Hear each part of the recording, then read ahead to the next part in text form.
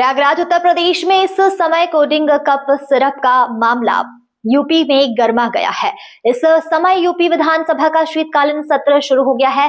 सदन की कार्यवाही शुरू होने से पहले ही माहौल गर्म है। कोडिंग कप सिरप के मामले को लेकर समाजवादी पार्टी ने मोर्चा खोल दिया है। पार्टी ने सिर्फ तस्करी का मुद्दा सदन के अंदर और बाहर दोनों जगह उठाने का फैसला किया है।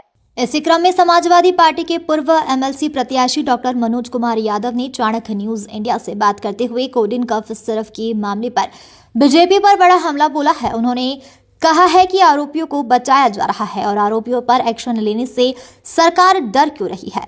सरकार एजेंसियों को चला रही है या माफिया चला रही है। यह मामला 2000 करोड़ का नहीं बल्कि 5000 करोड़ का है, जो सरकार की नाक के नीचे बिना सिस्टम की जानकारी के चल ही नहीं सकता है। यह कफ सिरप उत्तर प्रदेश से बिहार, झारखंड, बंगाल, पूर्वोत्तर राज्य और यहां तक कि नेपाल, बांग्लादेश तक पहुंचा है। यह साबित करता है कि यह सिर्फ अपराध नहीं, राष्ट्रीय सुरक्षा और जन स्वास्थ्य का मामला है।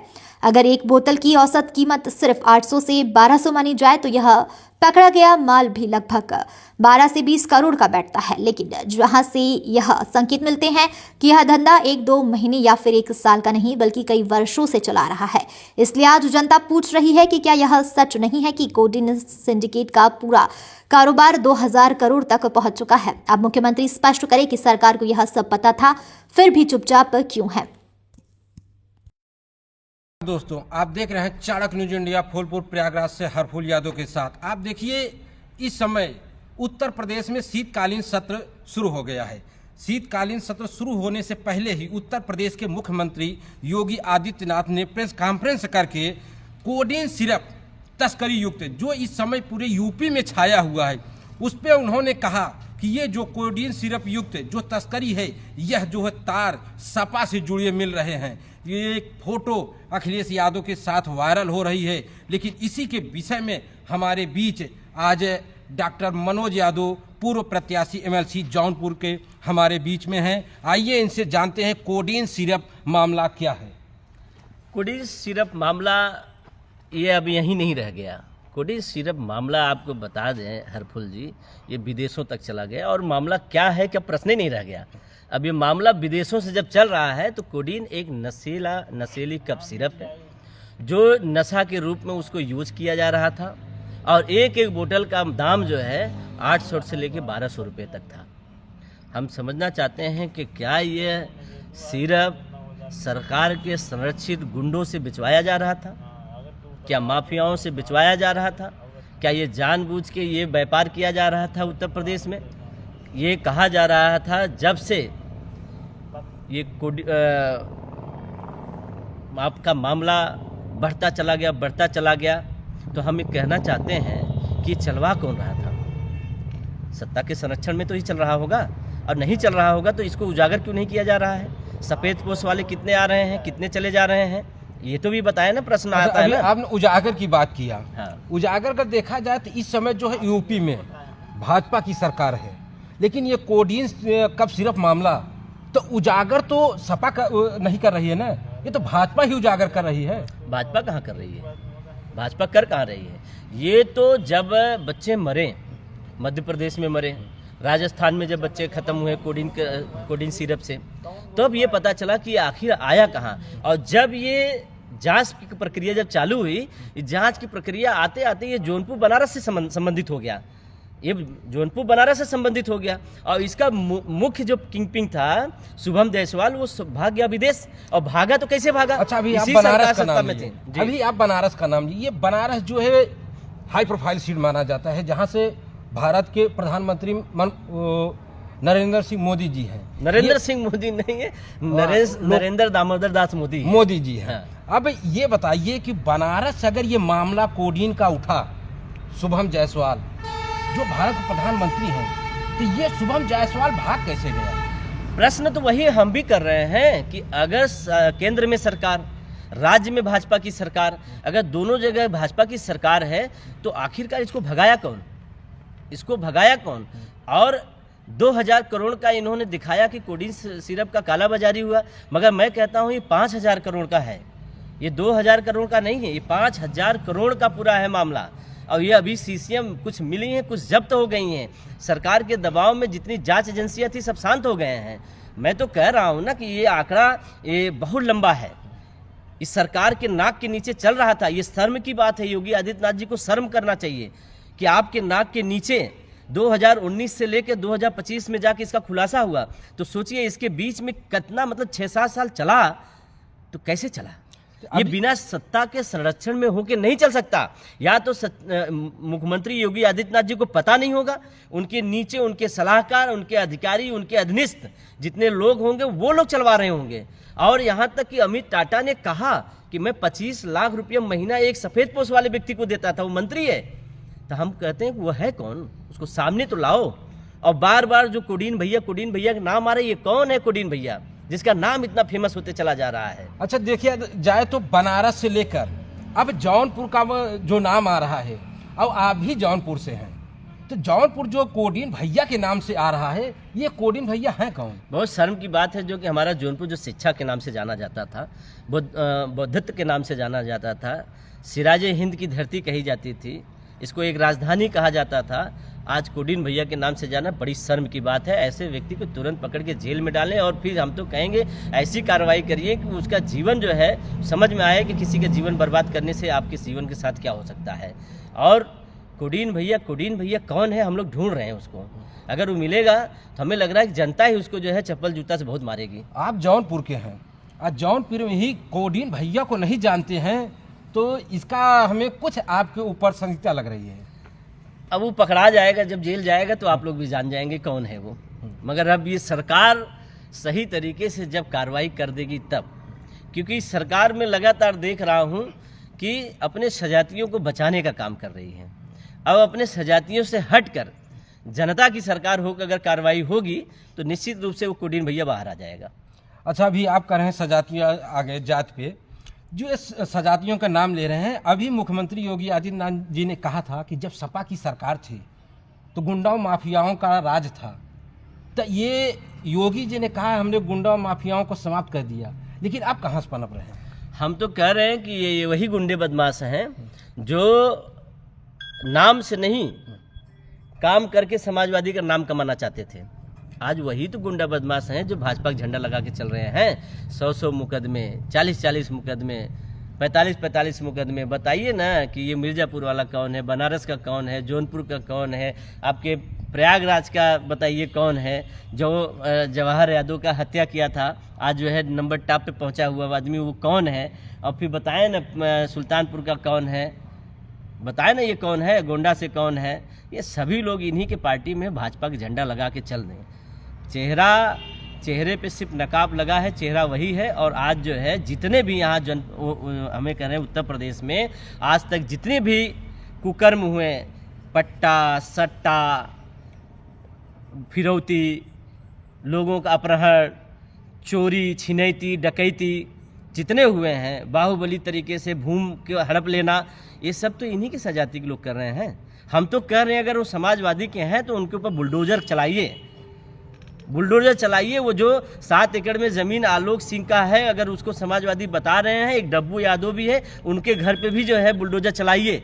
वही डब्बू यादव उनको लेके गया होगा मेरे ख्याल से, और कोई नहीं है। वो डब्बू यादव वहीं लखनऊ का रहने वाला है, जो लाल कलर का शर्ट पहना हुआ है, 1 नंबर का चमचा है, दलाल है, ये कोडीन भैया के साथ चलता है।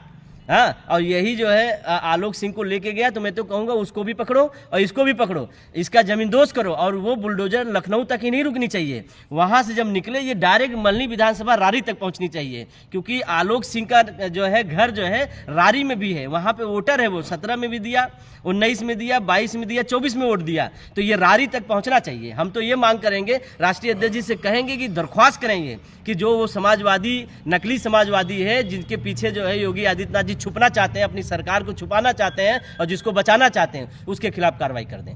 मैं तो चाह रहा हूं, मैं मांग करता हूं, क्यों नहीं कर रहे हैं? अच्छा अभी आप बुलडोजर का नाम लिए, अभी देखा जाए तो अगले महीने की बात की जाए तो बुलडोजर 24 घंटे में किसी न किसी के घर पहुंच जाता था। ये मामला 1 महीने से चल रहा है, बुलडोजर अभी तक क्यों नहीं गया? देखिए क्या है कि बुलडोजर से जो खिलौना खेल रहे थे वो दिशाहीन हो गए हैं। जब सजाती की बात आती है तो भूल जाते हैं, बचपना में आ जाते हैं। वो भूल जाते हैं कि बुलडोजर क्या है, बुलडोजर चलती है कि नहीं चलती है। तो वो उनके लिए, सजातियों के लिए जो है खिलौना वाला बुलडोजर होता है, और जब और किसी समाज के ऊपर चलना होता है ना, तो ये असली वाला बुलडोजर चलने लगता है।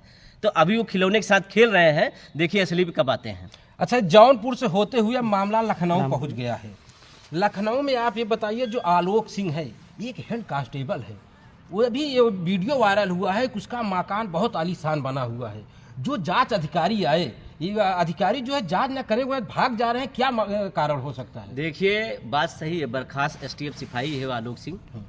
निश्चित रूप से 21,000 रुपया कुल उसका मंथली का था, और आज जो है 10 करोड़ का जो है बंगला बनाया है, 7 एकड़ में है। हम उसी की बात नहीं करते हैं।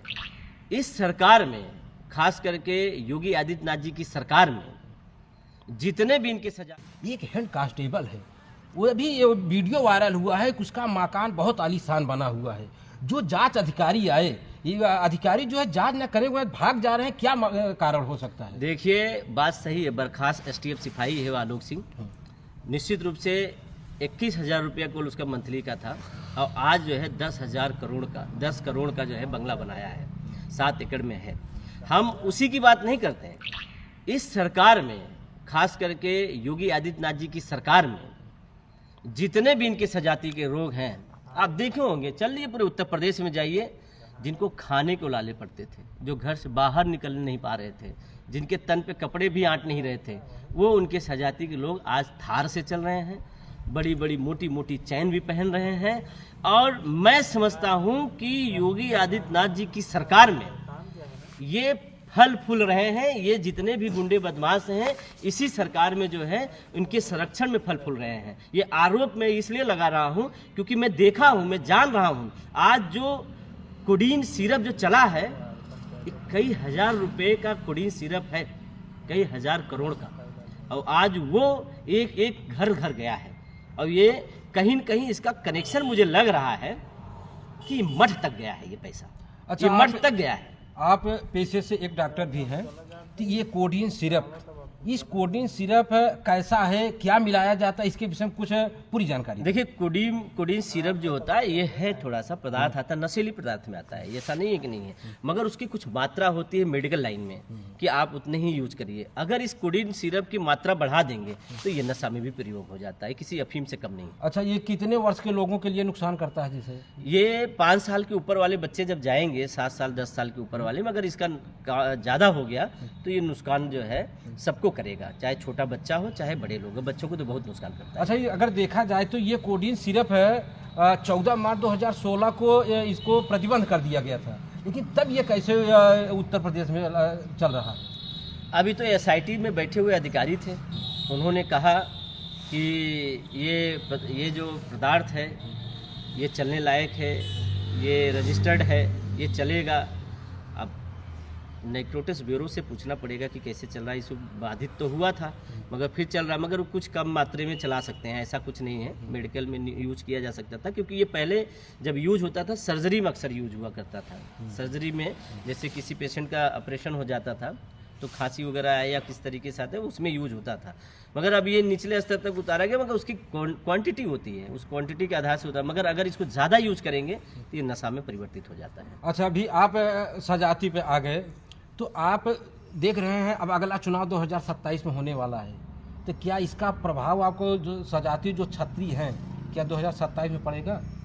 क्यों नहीं पड़ेगा, क्यों नहीं पड़ेगा। जनता देख रही, जनता सुन रही है, जनता समझ रही है कि किस तरीके से योगी आदित्यनाथ जी की सरकार चल रही है। ये सरकार किस तरीके से एक जाति व्यवस्था बना के रख के चल रही है, ये जनता देख रही है। इसका परिणाम 27 में मिलना तय है। उत्तर प्रदेश में इनको जो है जाना ही जाना है। ये अभी नशीली सरकार को नहीं चलने देगी, ये नशा बेचने वाली सरकार को नहीं चलने देगी, नशा को बढ़ावा देने वाली सरकार को नहीं चलने देगी ये जनता। क्योंकि ये सरकार जो है नशेड़ियों को, नशा को बढ़ावा दे रही है, और ये सरकार जो नशा बेचने वाले को बचा रही है, इसलिए ये सरकार नहीं बचेगी। अब ये सरकार जाएगी, जनता ने ये ठान लिया है। और मैं जनता से यह भी कहना चाहूँगा कि यदि अगर आप आज शांत रहें इस कोडीन नशा के में, तो आप निश्चित रूप जान लीजिए कि आपका लोकतंत्र खतरे में आ जाएगा। इसलिए आपको बोलना पड़ेगा, आपको चलना पड़ेगा। मीडिया के जितने साथी हैं वो चुप न बैठे, वो भी बोलें। नहीं बोलेंगे तो इस देश का जो है बेड़ा गर्क हो जाएगा। अभी मामला चल रहा है SIR का, इस पर आपसे एक सवाल पूछना चाह रहे हैं कि SIR जो चल रहा है, ये 16 करोड़ के मतदाता हैं, लेकिन अभी मुख्यमंत्री योगी आदित्यनाथ जी ने कहा है कि सिर्फ 12 करोड़ ही, 4 करोड़ मतदाता जो है गायब हो गए हैं। ये कौन से हैं, कहाँ चले गए ये 4 करोड़ मतदाता? हम ये पूछना चाहते हैं कि SIR के अधिकारी लोग किस तरीके से, किस आधार से बीजेपी वालों के दफ्तर में पहुंचा दिए, कैसे पहुंचाए? हम तो ये नहीं कहते कि हमको हमारे समाजवादी पार्टी को तो नहीं दिए ना, हम भी इस देश के तीसरे स्थान की पार्टी हैं नेशनल में, तो हम इस राज्य के सर्वप्रथम पार्टी हैं भाई। हम तो लोकसभा के सबसे बड़े पार्टी के हैं, समाजवादी पार्टी, तो हमारे पास ऐसी सूचना नहीं आई, इनके पास सूचना कैसे चली गई? मगर जो SIR ये करवा रहे हैं, ये SIR का तीर डायरेक्ट भाजपा को ही लगेगी। हमारी समाजवादी पार्टी, हमारे राष्ट्रीय अध्यक्ष जी के आह्वान पर ये जो PDA पहरी जो निकला था SIR को बचाने के लिए, हम लोगों ने तो अपनी ओर तो पूरा बनवाया है। अगर ये बदमाशी अगर नहीं किए अधिकारी कर्मचारी जो है फीड करने में, तो निश्चित रूप से जो है ये पहले ही से ही हार गए हैं। हमारे राष्ट्रीय अध्यक्ष जी ने कहा ना कि 4 करोड़ के लगभग वोट अगर ये बता रहे हैं कट गया, तो हर विधानसभा को अगर उनको इंटू कर दिया जाए 403 में, तो ये 84,000 वोट से तो गए, ये तो हार चुके हैं। तो SIR तो सही पूछिए कि इनको उल्टा पड़ जाएगा, SIR इन्हीं को ही गिरा देगा। कल EVM का तो नहीं हवाला देंगे? EVM का हवाला तो दिया जा सकता है, क्योंकि देखिए राष्ट्रीय अध्यक्ष जी ने पहले भी बोला है, सदन में बोला है कि अगर जो बहुत पॉपुलर देश है इलेक्ट्रॉनिक में, इसमें और हमसे ज़्यादा आगे है वो, जापान जैसे देश, अमेरिका, लंदन, फ्रांस वगैरह, तो ये जब बैलेट पेपर पे करवा रहे थे, हिंदुस्तान कौन सा इतना बड़ा हो गया है कि जो बैलेट पेपर नहीं करवा रहा है? अच्छा, देखा जाए तो ये EVM कांग्रेस ले आई थी, भाजपा तो ले नहीं आई थी, तो इसका विरोध कांग्रेस को करना चाहिए ना, कि कांग्रेस क्यों EVM ले आई? देखिए, तो भाजपा क्यों आरोप लगा रहे हैं? भाजपा और कांग्रेस सगे भाई हैं, कभी वो जाएंगे कभी वो आएंगे। ये दोनों लोग इस तरीके से किए हैं। मैं आपको छोटा सा क्लू दे दूंगा, इसके बाद जो है आप चाहे जो करिए। जब पंडित जवाहरलाल नेहरू थे, जान रहे थे कि जब कांग्रेस का विरोध होने लगा, तो अपने ही समाज के लोगों को आगे बढ़ाकर जो है वो दूसरी पार्टी बनवा दी भाजपा का। ये भाजपा जो है इन्हीं से उगी हुई पार्टी है, और ये दोनों एक हैं। ये जाएंगे वो आएंगे, वो जाएंगे ये आएंगे, तो क्यों विरोध करेंगे? विरोध क्यों करेंगे? इसका मजा वो लिए थे, फिर अब ये इसका मजा ये ले रहे हैं। चलिए, एक बात हमारे मन में जनता का है, नुकसान हो रहा है इसमें। एक बात हमारे मन में है कि आप जौनपुर मल्हनी सीट से जमीनी स्तर के नेता माने जाते हैं। लोगों ने, हमने सुना है, काफ़ी चर्चाएं आपकी है, क्या आप भविष्य में मल्हनी से चुनाव लड़ना चाहते हैं? ये पार्टी तय करेगी, राष्ट्रीय अध्यक्ष जी तय करेंगे, जो पार्टी निर्देश देगी, जो पार्टी आदेश देगी, उसका पालन करेंगे। क्योंकि हमने देखा है कि मल्हनी में आपको बहुत चर्चा है, जमीनी स्तर लोगों ने, जो गरीबों के लोग हैं वो आपका नाम लेते हैं। क्या यह बात राष्ट्रीय अध्यक्ष जो है अखिलेश यादव तक बात पहुंचेगी? राष्ट्रीय अध्यक्ष जी के पास सारी बातें पहुंचती हैं, राष्ट्रीय अध्यक्ष जी सब जानते हैं। और जनपद जौनपुर समाजवादी का बेल्ट है। जनपद जौनपुर में यहाँ तक कि हम कह रहे हैं कि इस बार 2027 में हम 9 जीतेंगे, और ये जनता के ही दम पे जीतेंगे। जनता चाहती है। बहुत बहुत धन्यवाद। ये देखिए, हमारे बीच आज पूर्व MLC डॉक्टर मनोज यादव जी मौजूद थे। उन्होंने कोडिन सिरप से लेकर इस उत्तर प्रदेश में जो भी मामला था, SIR से लेकर कई विषयों पर चर्चा की, और सत्ता पक्ष की बधियाँ उधेड़ कर रख दी हैं। आज चलते हैं फिर के अन्य खबरों की तरफ। श्री हरफुल यादव, चाणक्य न्यूज इंडिया, फूलपुर, प्रयागराज से। अब आप भी बन सकते हैं सिटीजन जर्नलिस्ट, लड़ सकते हैं अपने हक की लड़ाई।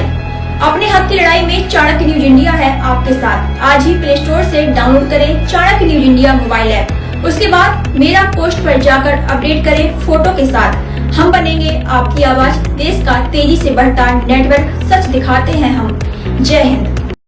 बच्चों के भविष्य से खिलवाड़, ग्रामीण क्षेत्र में गुम विकास, न्यायिक क्रिया में भेदभाव, दबी हुई गरीबों की आवाज, पर अब होगी जनता की बात। सड़क से पहुंचेगी संसद तक आवाज। सिर्फ सुन सरकार, देखिए चाणक्य न्यूज इंडिया पर खबरें जो आपको सीधे जोड़ती हैं हमसे, जिनका आपकी जिंदगी पर होता है सीधा असर। खबरों की वही तस्वीर, बिना बदले, बिना डरे, जज्बा सच का लिए, सच दिखाते हैं। चाणक्य न्यूज इंडिया, हम हैं हिंदुस्तानी। कटेंगे तो कटेंगे। आज देश इनसे कह रहा हमसे नहीं हो पाएगा।